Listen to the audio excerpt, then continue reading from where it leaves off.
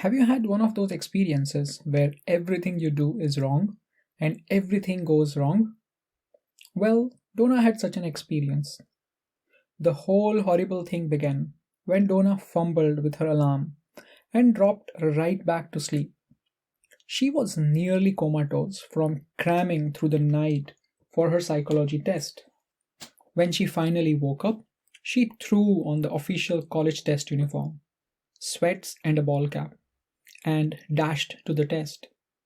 There was no time for breakfast. Donna arrived about 10 minutes early.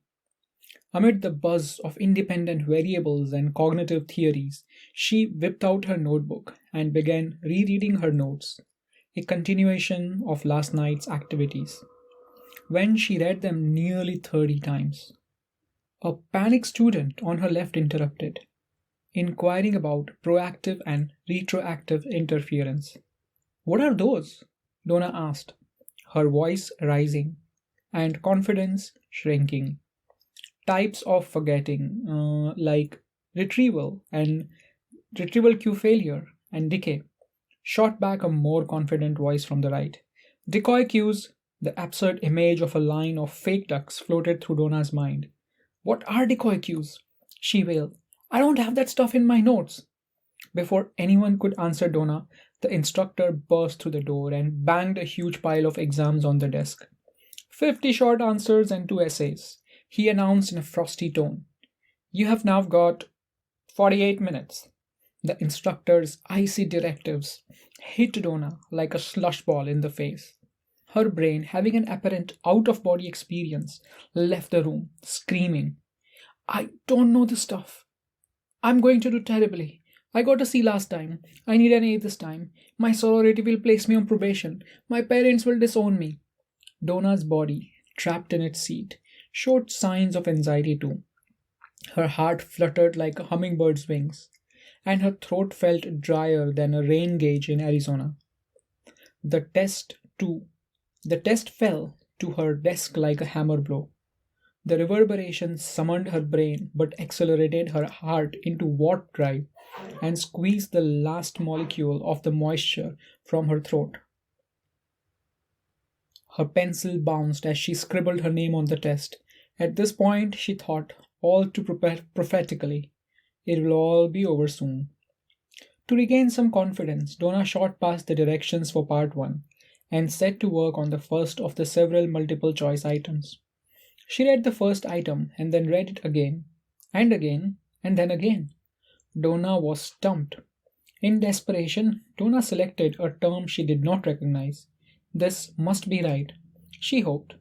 Item 2 was simpler. Immediately she recognized that the answer was A. She circled it and read no further, ignoring the preferred answer below it. Donna struggled with items 3 to 5, the way a 3-year-old struggles with buttons, spending about 3 minutes on each. As Donna plodded through the remaining multiple choice items, she found herself guessing at several. Her confidence almost sunk by the tricky multiple choice items.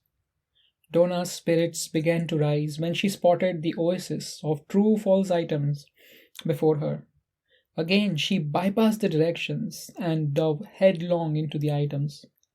The true false items were a snap, she thought. She sped through them at warp 7, barely noticing that she marked 8 of the 10 items false. Poised to begin a string of matching items, Donna noticed a low rumbling sound building in the distance and moving closer. She glanced towards the window and blinked at the bright morning sun. Strange, she thought. Nearby students turned a sharp glance towards Donna. Some covered their ears, seeking solace. Donna, having now traced the disturbance to her own tummy, gently rubbed it and wished she had not skipped breakfast. Her mind turned to raisin-studded oatmeal. Next, Donna skimmed the directions for the matching items. These should be simple, she reasoned. I just have to figure which answer goes where. Donna couldn't find a match for the first item. She made her best guess and then wound her way through the matching portion the way Godzilla winds his way through a Japanese city. Donna sidestepped a few tough ones and stumbled over most. In the end, however, she eliminated each answer, leaving no survivors. Having completed the objective portion of the test, Donna decided not to recheck previous items. She remembered someone once telling her that it is best to trust your first impression. Perhaps this advice came from someone selling white carpeting. Now only 12 minutes remained. Donna reached the essay portion. She noted that each of the two essay items was worth 20 points. That's almost half the points, and you left yourself a lousy 12 minutes, shouted an obscure portion of Donna's brain, unwilling to share responsibility for falling behind. We can still do it, the rest of her brain argued weakly, like a dispirited coach whose team rails by 40 points at the half. The first essay question asked for a description of proactive interference and research studies supporting.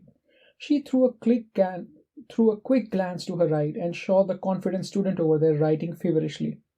Donna wrote that proactive interference is a type of forgetting different from retroactive interference and decoy cues, a fact sure to amuse even her dour instructor.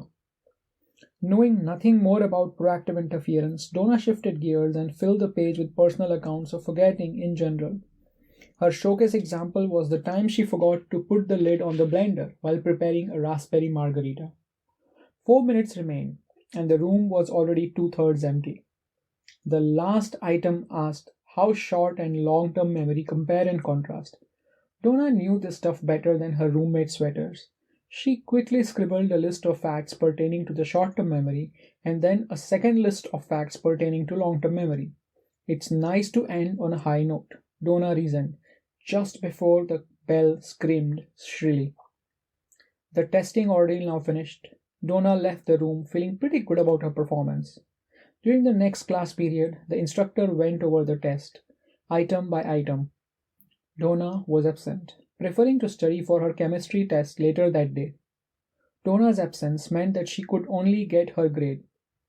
But by her absence, Donna forfeited any opportunity to receive specific feedback about her performance. This is like experiencing labor and then only seeing the baby's picture. Had Donna attended, she would have learned more than her score, which was a D. For instance, Donna would know that her answer to item 1 was wrong. The instructor admitted that he occasionally concocted fake terms to distract students. Donna would know that A was not the best answer for item 2. B was. The instructor reminded students that the directions for multiple choice items called for the best answer in those cases in which an item could have several correct answers. Had Donna attended, she would have known that only a handful of students lost points on true-false items for not correcting fake statements as instructed, and on the matching items for not paying attention to the instructions that an item might be used more than once, or maybe not at all. Donna would also know that the instructor graded essays very hard. Essays filled with personal accounts rather than research evidence received no credit. Even essays that listed facts but didn't compare and contrast them as directed were penalized harshly. Last, Donna would know that the instructor allowed those who attended class that day to attempt a bonus essay worth 20 points. Donna messed up. She was not mentally, physically, or emotionally prepared for the test. Donna's mental preparation was poor. She didn't know the material because she used weak strategies like rereading notes. Physically, she was tired and hungry, and thus in a weakened state. Emotionally, she was anxious. She couldn't control her irrational thoughts or her physical stress reactions. Donna also ignored several general test strategies. For instance, she didn't bother to read instructions and she mismanaged the time allotted for the exam. Donna also ignored several item-specific strategies, guidelines for answering different forms of question, for example, multiple choice and essay, or type, for example, fact and concept. Donna failed to consider all the possible options for multiple choice items, or to reconstruct representations when she answered fact items. And Donna failed to analyze her errors. She never learned what was wrong or where she was wrong.